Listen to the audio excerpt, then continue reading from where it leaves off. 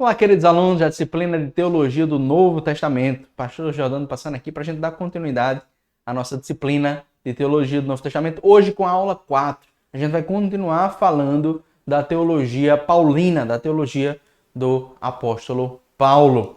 Então vamos seguir em frente. Na aula passada a gente falou muita coisa, hoje a gente vai falar de algumas dimensões do pensamento do apóstolo Paulo que a gente não mencionou ainda, ou pelo menos aludiu em alguns momentos. Por exemplo, a gente vai falar aqui da eclesiologia paulina. Como apóstolo, missionário, pastor e pensador, o apóstolo Paulo fez uma grande contribuição para a teologia cristã. O Paulo, de Atos 20, 37 e 38, testemunha que é um líder amado pela igreja. Seu zelo incansável pela igreja tinha como motivação a de apresentar como uma virgem pura a um marido, a saber, a Cristo. E embora o ministério paulino não esteja isento de conflitos e decepções, choques de liderança e orações não respondidas, crises e perseguições, traições sofridas e esperanças não correspondidas, Paulo poderia falar com orgulho, como coroa de glória, que teria de apresentar a igreja a Cristo na sua vinda. Suas orações pela igreja são sempre cheias de alegria e gratidão. Embora as epístolas paulinas já tenham sido utilizadas para todo tipo de reflexão teológica e embora elas disponham de propostas teológicas inovadoras sobre outros temas, como a relação Adão-Cristo, a ressurreição, etc., todas as fontes da teologia paulina de que dispomos têm como preocupação primária a igreja. Então, o Paulo canônico é um Paulo eclesiástico e essa é uma dimensão que nem sempre é recordada como deveria. Em Paulo existe uma preocupação sobre a igreja, sobre como entender a igreja, sobre como vivenciar a igreja. Então a eclesiologia do apóstolo Paulo é de muito valor para nós, porque ele não reflete sobre a igreja de maneira abstrata. Ele é um ministro da igreja envolvido diretamente na missão da igreja. É alguém que foi chamado para isso. E aí, por isso, aquilo que ele tem a contribuir na eclesiologia, no modo de entender a igreja, é fundamental para nós. Então, mesmo as cartas da tradição paulina dirigidas a indivíduos, né, as cartas pastorais, apresentam soluções para problemas eclesiásticos e comunitários. Embora os 4 evangelhos tratem do modo como viver, pode-se dizer que as epístolas pastorais tratam do como viver juntos. O labor teológico de Paulo está inteiramente vinculado à sua vocação, como missionário, como apóstolo, como pastor. Então, Paulo compartilha muito das eclesiologias do restante do Novo Testamento. A importância da unidade, a autoridade divina do apostolado, o cuidado com a disciplina eclesiástica, a noção da igreja como uma habitação santa, como santuário, como templo do Espírito Santo, na qual se compartilhava de uma mesma experiência espiritual, o pertencimento a uma nova aliança, o espírito de fraternidade e o fato de que essa comunidade é marcada pela invocação do Senhor Jesus Cristo, sendo isso perseguida, rejeitada e peregrina. É a partir desse fundo comum que Paulo erige e fornece respostas teológicas aos problemas que seu ministério lhe impôs.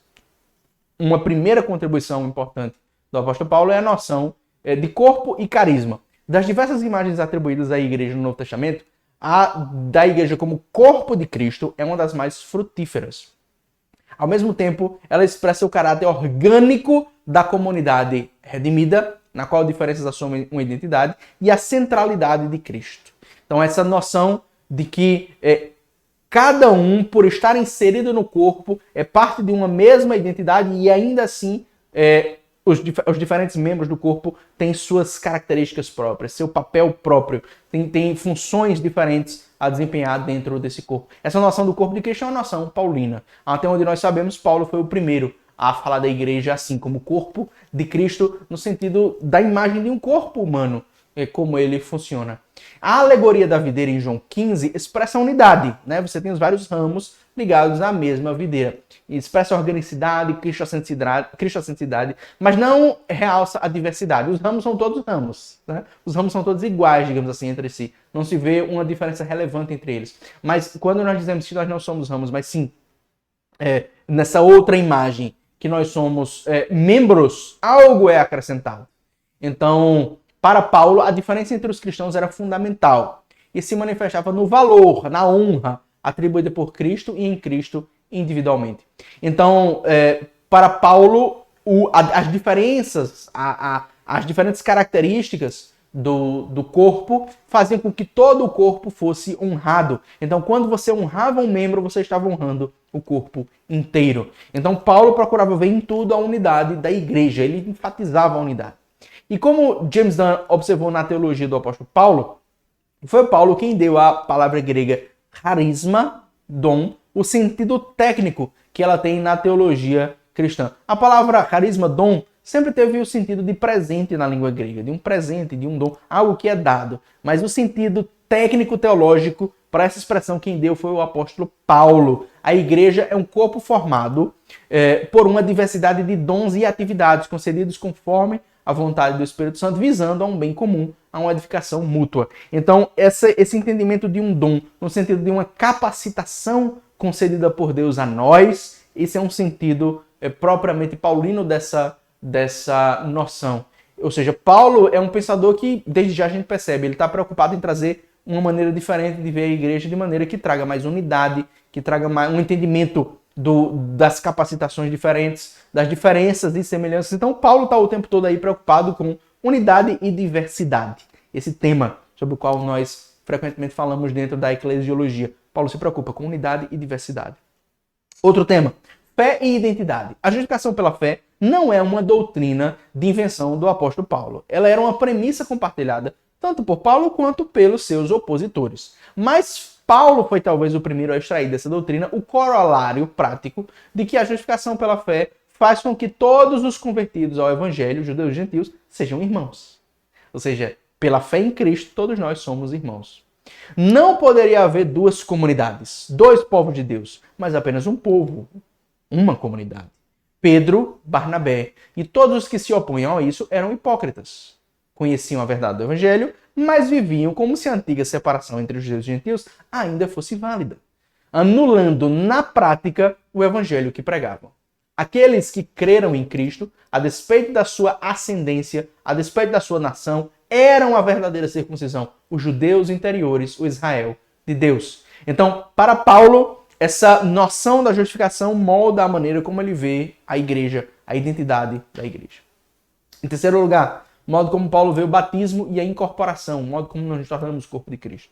No Novo Testamento, com exceção de 1 Pedro 3,21, talvez também Atos 2,38, as mais fortes declarações sobre o sacramento do batismo estão nas cartas paulinas.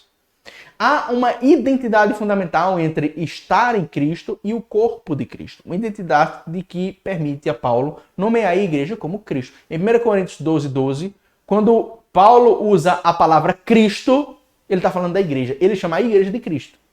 Né? Ele dá à igreja o seguinte nome, Cristo. Então, também em Efésios 1:23, plenitude de Cristo. Aquele que é incorporado a Cristo torna-se, por isso, igreja e vice-versa. Então, não há como separar Cristo e a igreja. Isso é muito claro nas cartas do apóstolo Paulo. E os sacramentos são aquilo que liga essas duas coisas, Cristo e a igreja. Então, existe uma contribuição aí no modo como Paulo entende o batismo como uma incorporação dentro dessa realidade eclesiológica dentro da igreja. Outra contribuição que tem a ver com isso também é o modo como Paulo vê corpo e pão. No sacramento da comunhão, Paulo vê realizada a unidade da igreja. Somos um só pão e um só corpo, porque todos participamos do mesmo pão. Paulo une a imagem da igreja como corpo, talvez criação sua, e a imagem do pão compartilhado como corpo. Ele recebeu da tradição cristã essa noção. Em um vínculo sacramental, os que são o mesmo pão, por isso devem participar do mesmo pão. Então, a bagunça e a divisão vivenciada pelos coríntios no partir do pão era, por isso, inaceitável, trazendo condenação e morte àquela igreja. Uma expressão mais forte do sacramento da mesa do Senhor só apareceria na tradição joanina. Então, Paulo realmente traz uma contribuição importante em conectar o sacramento da comunhão com a própria igreja enquanto comunhão. Em quinto lugar, duas noções que Paulo, com as quais Paulo lida, liberdade e amor. Paulo prega uma forte mensagem de aceitação mútua entre os membros da igreja, uma consequência da justificação pela fé. Isso valia não apenas para diferenças prévias, judeu, gentio, senhor, servo, homem, mulher, mas também para diferenças que tendiam a surgir no seio da própria comunidade, entre os mais maduros e os imaturos. seja na questão da abstenção dos alimentos sacrificados aos ídolos e consequente vegetarianismo prático. É importante entender aqui o que significa isso. Esse é um problema que aparece lá em 1 Coríntios. A gente vê menção desse problema também nos Atos dos Apóstolos e no livro do Apocalipse. E no restante da Bíblia a gente vê em alguns outros lugares, como por exemplo no livro do profeta Daniel. Os judeus, quando estavam numa comunidade pagã, eles evitavam comer carne, porque a carne se presumia que era sacrificada aos ídolos. Então, eles evitavam justamente porque não queriam se tornar impuros ritualmente comendo aquela carne entregue aos ídolos. E aí, por isso, eles praticavam, muitas vezes, nesses lugares onde eles não tinham como conferir a origem da carne, eles se tornavam vegetarianos práticos, né? Não era uma questão de saúde, era uma questão de evitar o contato, a contaminação com a carne sacrificada aos ídolos. E Paulo lida com essa questão, não mais no contexto judaico, mas no contexto cristão. Né? Você pode ver isso em 1 Coríntios 8, 1 Coríntios 10, em alguns outros lugares. Então, Paulo lida com esse problema. Então, seja nesse problema dos alimentos sacrificados aos ídolos, seja na guarda do sábado, Paulo divulgou uma posição que os cristãos teriam bastante dificuldade de seguir.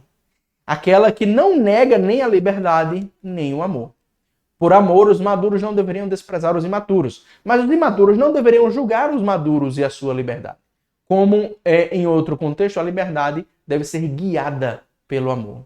Esse tipo de solução faz com que, inevitavelmente, o problema desapareça dentro de poucas gerações. Se qualquer um dos dois lados não julgar e não desprezar, faltar, né? Ou seja, se alguém não cumprir a sua obrigação, ou seja, Paulo visualiza aqui duas obrigações. Você tem os maduros não podem desprezar os imaturos. E os imaturos não podem julgar os maduros, porque os maduros vivenciam a liberdade. E os imaturos precisam de uma coisa mais limitada, né? Precisam de mais limites. E aí, um não pode julgar nem desprezar o outro. Não é fácil, né? É muito mais fácil todo mundo viver uma coisa só. Mas Paulo diz, não, deve existir liberdade e deve existir amor. Então, em épocas mais puritanas, os cristãos teriam bastante dificuldade com a proposta paulina de que os cristãos maduros poderiam comer carne sacrificada aos ídolos em algumas situações. Sendo o número de ignorantes em todas as épocas sempre maior, como sinal da eleição divina, uma dificuldade sempre será não julgar a liberdade alheia. Mas Paulo não podia ver duas igrejas, uma dos fracos sem liberdade e outra dos fortes sem amor. Cristo não está dividido. Em sexto lugar, outro princípio, outro questionamento, outra área do pensamento eclesiológico do apóstolo Paulo: espírito e ordem. A preocupação com o culto cristão também se vê em Paulo. E embora provavelmente suas concepções históricas não distem muito das dos demais apóstolos, em razão do fundo judaico comum e em razão das tradições parádoxes compartilhada, certamente eram diferentes do tipo de entusiasmo espiritual que Paulo combateu nos Coríntios. As liturgias cristãs posteriores certamente dariam voz à preocupação de Paulo em que a igreja ofereça a Deus um culto racional, decentemente e com ordem, uma adoração em que haja entendimento. Infelizmente, várias traduções em português têm insistido em traduzir eus rêmonos, em 1 Coríntios 14:40, como decentemente ou com decência. Uma tradução pobre, que não expressa a totalidade do sentido da palavra grega. Para Paulo, o culto deve ser formoso, bem ordenado, bem organizado, bem apresentável. Esse é o sentido de eus rêmonos. Por outro lado, essa boa ordenação do culto, Paulo vê lugar para a profecia e para as línguas interpretadas e pensa na participação de toda a igreja. Então, deve existir um cuidado com a liturgia e com o culto no pensamento do apóstolo Paulo, não apenas no sentido de seguir certas regras de culto, mas de que o culto seja belo, de que ele seja bonito, que ele seja organizado. Paulo se preocupa com isso e diz que isso deve ser obedecido pelos cristãos. E dentro disso não se elimina a possibilidade da profecia. Sétimo lugar, a igreja e o mundo. Embora as diversas igrejas locais pudessem ser vistas como igrejas no sentido pleno da palavra, Paulo vê em Efésios e em Colossenses a igreja como uma só comunidade internacional, global. Há um corpo, o que permite falar da igreja sem qualquer ligação local. e por vezes em termos cósmicos. Então, o plano divino é a recapitulação de toda a criação em Cristo, na qual a igreja desempenha um papel segundo o mistério da eleição, sendo desde já o vínculo e símbolo de unidade que se cumprirá na eternidade. Paulo vê nessa comunidade internacional o cumprimento do propósito de Deus em Cristo, sujeitar todas as coisas ao seu Filho. Então, vamos falar aqui de ética paulina. Saindo aqui da eclesiologia, vamos ver o que é que Paulo nos ensina sobre ética. Né? A ética tem a ver com o nosso comportamento. A ética tem a ver com a maneira como nos comportamos, como nós tomamos decisões, como nós agimos e como nós valoramos, né, os valores das nossas ações. A ética não tem a ver apenas com questões do o certo e o errado, no sentido de essa ação é certa, essa ação é errada, essa ação é justa, essa é injusta, essa é boa, essa é má. Isso, o terreno da ética inclui essas coisas, mas não é só isso. A ética tem a ver também com valores, com virtudes, com hábitos desenvolvidos. Então, a ética tem a ver com o hábito da coragem, tem a ver com o hábito da justiça, tem a ver com a sabedoria, enfim, tudo isso está dentro do terreno da ética. Então, o que é que Paulo contribui no pensamento ético? Para Paulo, o cumprimento da lei é o amor, que por sua vez brota em nós pelo Espírito Santo. Essa ênfase do amor não é exclusiva, claro, do apóstolo Paulo. Paulo está em continuidade aí com a teologia que nós vemos nos evangelhos sinóticos. Né? Por que é que Cristo ensina nos evangelhos sinóticos? Ou no evangelho de João? O amor. Né? Nos evangelhos sinóticos existe uma ênfase ao amor a Deus e no amor ao próximo. No evangelho de João, o amor pelos irmãos. Nos evangelhos sinóticos, mais uma vez, se fala também do amor pelos inimigos. E essa teologia sobre o amor não é exclusiva do apóstolo Paulo. Ela é bem parte da tradição sinótica e ela é parte também da tradição joanina. Então, esse amor para o apóstolo Paulo, ele brota em nós pelo Espírito Santo. Ele é um amor que flui em nós, ele é fruto do Espírito. Ele é outorgado pelo Espírito. Né? O amor de Deus se derrama em nós pelo Espírito que nos foi outorgado. Então, é o amor que deve solucionar as diferentes contendas na igreja, como nós vimos.